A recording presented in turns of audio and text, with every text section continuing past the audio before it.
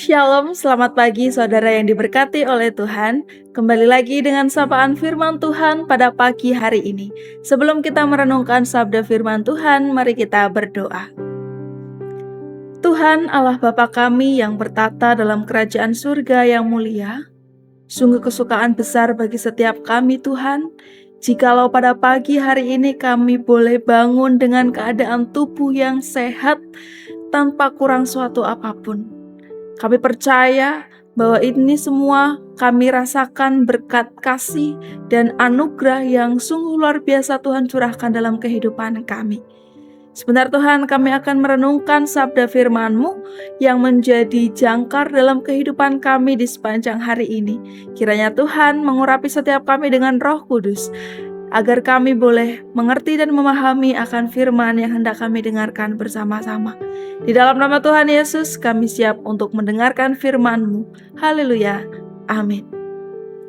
Firman Tuhan pada pagi hari ini saya ambilkan dari kitab Habakuk, pasal yang kedua, ayatnya yang keempat. Demikian firman Tuhan. Sesungguhnya orang yang membusungkan dada tidak lurus hatinya, tetapi orang yang benar itu akan hidup oleh percayanya. Amin. Demikian firman Tuhan. Saya beri tema tetap percaya di tengah kekacauan. Saudara yang diberkati oleh Tuhan, pernahkah kita merasa bingung melihat dunia yang sepertinya tidak adil? Kita seringkali bertanya-tanya, mengapa hal itu harus terjadi? Nah, pada pagi hari ini kita membaca satu ayat dari kitab Habakuk. Ribuan tahun yang lalu saudara, Nabi Habakuk merasakan hal yang sama. Dia hidup di masa ketika bangsanya sendiri penuh dengan kekerasan, penuh dengan dosa. Dan di saat yang sama, bangsa Babel yang kejam itu mulai mengancam untuk menyerang. Nah, Habakuk bertanya-tanya kepada Tuhan, Tuhan, mengapa Engkau membiarkan hal buruk itu terjadi? Di tengah kegelisahan itulah Tuhan menjawab melalui ayat ini dengan sebuah pesan bahwa orang yang benar akan hidup oleh percayanya.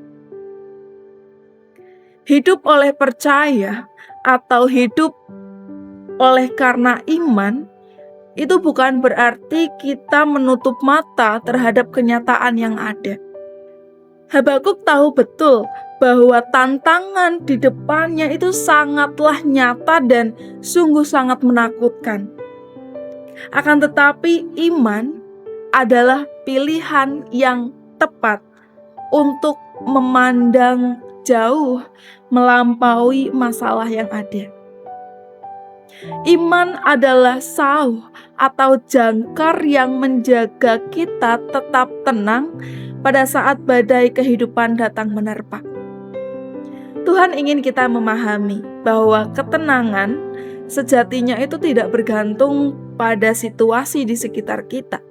Meskipun pada kenyataannya kadangkala kita mengalami ketakutan, kita mengalami kekhawatiran di tengah-tengah situasi yang tidak mengenakan. Tetapi di sini Tuhan ingin kita memahami hal itu. Bukan karena situasi di sekitar kita, melainkan pada sejauh mana kita bersandar dan kita berserah kepada Tuhan. Pertanyaannya, mengapa kita harus tetap percaya meskipun keadaan belum membaik? Karena saudara, penglihatan Tuhan itu jauh lebih luas daripada penglihatan kita sebagai manusia. Tuhan menegaskan kepada Habakuk bahwa meski kejahatan itu tampak menang untuk sementara, tetapi Tuhan tetap memegang kendali dan Tuhan punya waktunya sendiri untuk bertindak. Orang yang sombong mungkin merasa kuat dengan kekuasaan ataupun dengan hartanya, tetapi itu semua hanyalah sementara.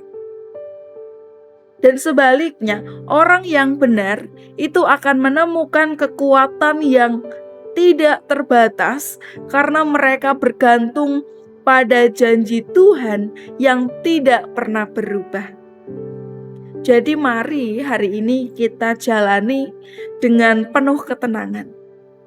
Jangan biarkan kekacauan dunia ataupun ketidakpastian masa depan itu merenggut damai sejahtera yang ada di dalam hati kita. Kita mau belajar dari Habakuk. Kita boleh jujur di hadapan Tuhan kalau kita merasa takut. Namun kita pun harus tetap memilih untuk tetap setia dan percaya kepada Tuhan. Ingatlah bahwa segala sesuatu yang kita ambil, kesetiaan kecil yang kita ambil itu berharga di mata Tuhan. Teruslah berbuat baik dan tetaplah percaya, sebab di dalam iman itulah kita akan menemukan kekuatan untuk kita melewati musim yang sulit sekalipun. Karena Tuhan ada bersama-sama dengan kita, orang-orang benar, dan kita akan hidup oleh iman yang kita miliki kepada Tuhan. Sebab ketika kita berserah dan percaya, damai sejahtera itu akan tetap tinggal di dalam hati kita. Amin. Selamat berkarya saudara. Selamat melanjutkan tugas dan tanggung jawab kita pada hari ini. Tuhan Yesus memberkati.